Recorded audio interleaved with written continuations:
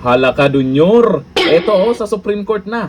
Pinagkokomento ng Supreme Court sa loob ng 10 araw. Naku, 10 araw lang ang binigay. Si Pangulong Ferdinand Marcos Jr.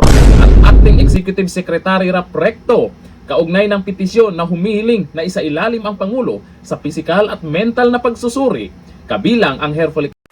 Auntie Claire, pasok. Ito yung sinasabi ng iba na yung mga nangyayaring issue ngayon ay baka ginawa lang nila yan para iba yung pag-usapan, pero meron talagang dapat tutukan natin ngayon dyan sa nangyayari sa Supreme Court.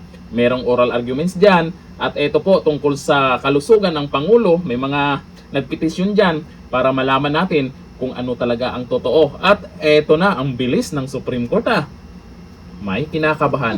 Si Auntie Claire, may nakahanda na bang sagot dyan? Hindi pa lang nagsasalita si Auntie Claire para dyan.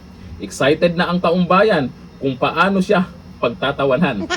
Hiniling din ang petisyon na ilahad at isapubliko ang medical report na magpapatunay ng kanyang pisikal at medical na kakayahang gampanan ang kanyang mga tungkulin. Nako, bilang isang pangulo ay dapat sumunod dito, di ba? Para naman kung wala talagang tinatago at talagang malakas siya at talagang wala siyang sakit at maayos siya ayon kay Auntie Claire, di ba? Ipakita. At eto, meron na pong ano sa Supreme Court ay sana naman yung pa-test ay susunod na siya diyan para malaman. Kasi ito kasi ang tanong diyan, bakit takot na magpa-hair follicle test kung hindi naman totoo yan? Mas maganda kasi gawin niya yan pag nag-negative, pahiya ang mga Duterte supporters, lalo na si Senator Amy Marcos. Mapapahiya at lalong lalakas lang siya sa taong bayan.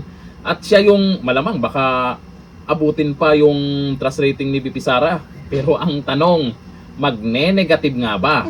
Kasi mukhang karamihan naniniwalang totoo ang sinabi ng kapatid mismo tungkol sa kanya, tungkol sa bisyo niya, at tungkol sa kalusugan niya.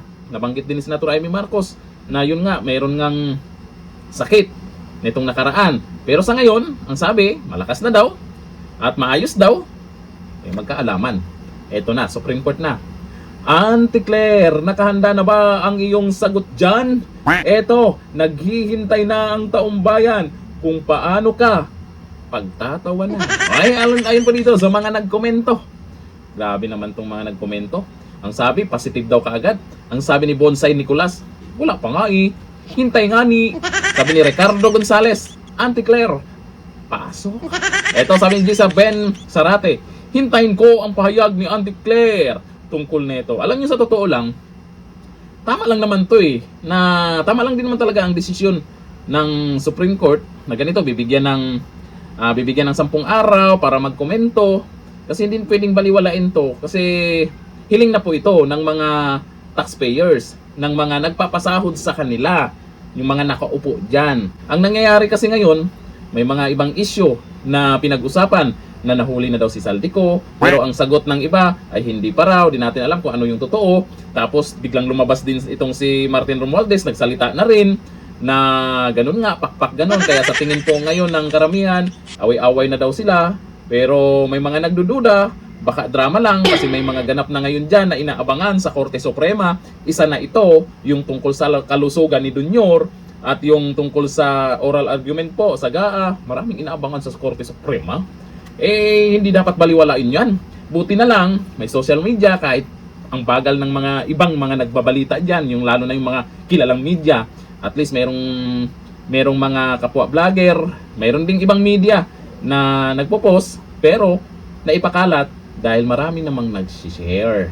At daming nakakaalam na dito. Kakapasok lang ang balitang to. Kaya ngayon, malamang, hindi na nila alam ang gagawin nila dyan. Aburido na ang mga yan. Anong issue na naman kaya ang gagawin nila dyan para iba ang pag-uusapan? Ako'y nagtatanong lang. Ganito lang, thank you.